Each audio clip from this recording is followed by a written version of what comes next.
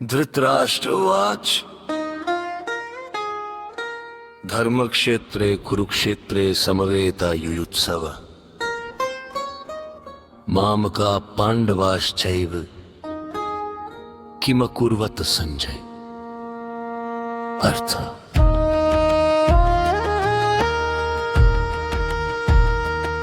धृतराष्ट्र ने कहा, हे संजय, धर्मभूमि कुरुक्षेत्र में युद्ध की इच्छा से एकत्र हुए मेरे तथा पांडु के पुत्रों ने क्या किया।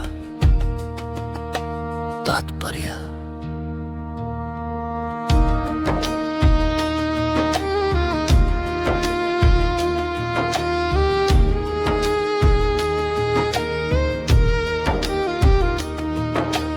भगवद गीता एक बहुपठित आस्तिक विज्ञान है जो गीता महात्म्य में सार रूप में दिया हुआ है। इसमें यह उल्लेख है कि मनुष्य को चाहिए कि वह श्री कृष्ण के भक्त की सहायता से संवीक्षण करते हुए भगवद गीता का अध्ययन करे और स्वार्थ प्रेरित व्याख्याओं के बिना उसे समझने का प्रयास करे।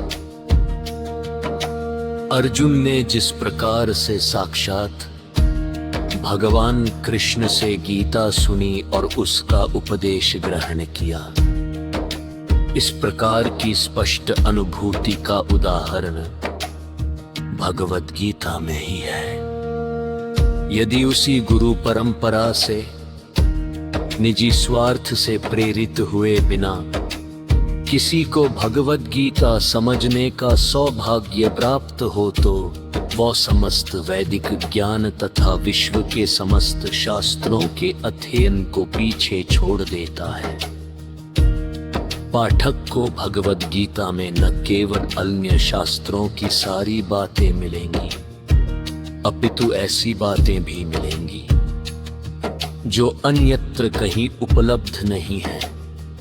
यही गीता का विशिष्ट मानदंड है।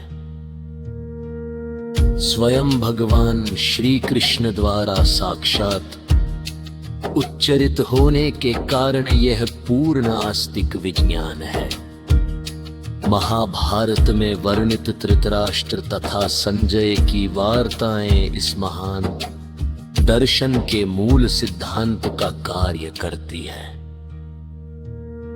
माना जाता है कि इस दर्शन की प्रस्तुति कुरुक्षेत्र के युद्ध स्थल में हुई, जो वैदिक युग से पवित्र तीर्थ स्थल रहा है।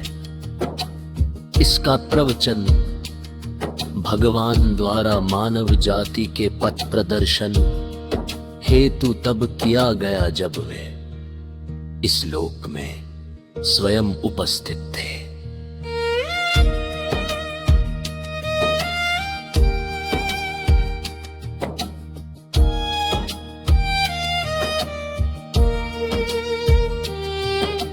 धर्म क्षेत्र शब्द सार्थक है क्योंकि कुरुक्षेत्र के युद्ध स्थल में अर्जुन के पक्ष में श्री भगवान स्वयं उपस्थित थे। कौरवों का पिता धृतराष्ट्र अपने पुत्रों की विजय की संभावना के विषय में अत्यधिक संदिग्ध था। अतः इसी संदेह के कारण उसने अपने सचिव से पूछा, उन्होंने क्या किया?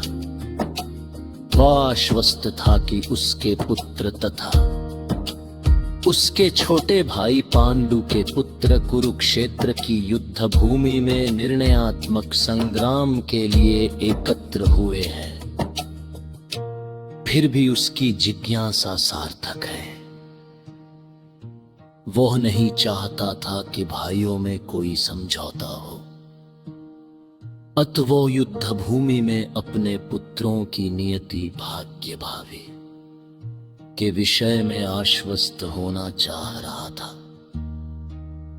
चूंकि इस युद्ध को कुरुक्षेत्र में लड़ा जाना था, जिसका उल्लेख वेदों में स्वर्ग के निवासियों के लिए भी तीर्थ स्थल के रूप में हुआ है, अतः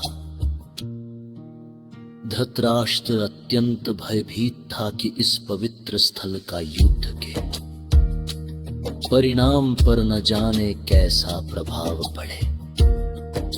उसे भली भांति ज्ञात था कि इसका प्रभाव अर्जुन तथा पांडु के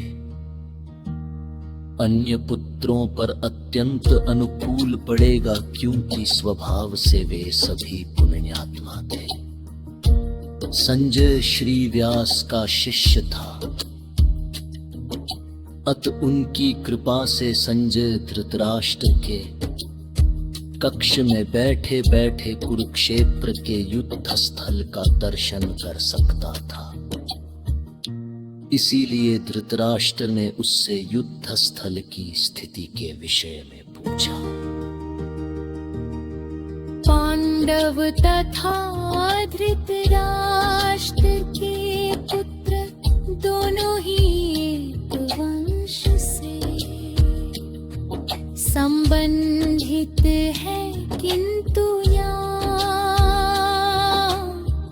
परभितास्त्र के वाक्य से उसके मनोभाव प्रकट होते हैं।